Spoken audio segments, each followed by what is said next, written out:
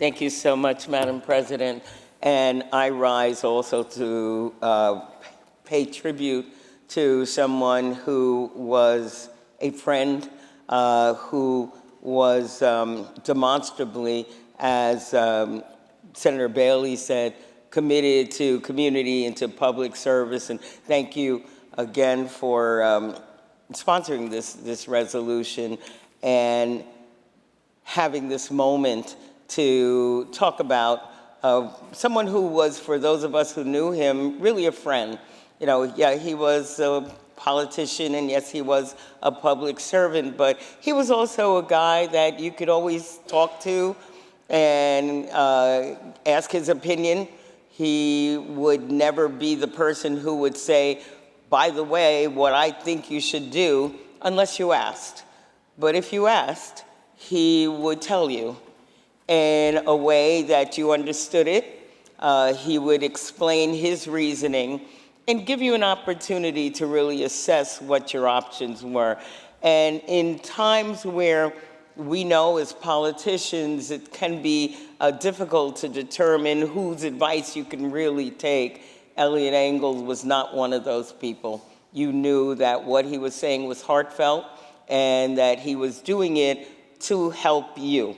So I really appreciated this about him, and the fact that when I got into politics, actually it was '92, and Eliot was my congressperson. I'd moved to Yonkers from the Bronx. He and I had very similar paths. I grew up in public housing, he grew up in public housing, went to public schools, taught. And actually, he and I went to the same high school. So we had a lot in common. But the first congressperson that I was aware of when we moved to Westchester was Eliot Engel. And so in that regard, he was a model for so many who were growing up in politics. And again, to have someone who had the title of congressman, but who was accessible, who was willing to be in your community no matter how big or how small, left an indelible impression on me and so many others about what public service looks like and what it means to actually be someone who is not only active in DC and on the floor of Congress, but also in our very communities.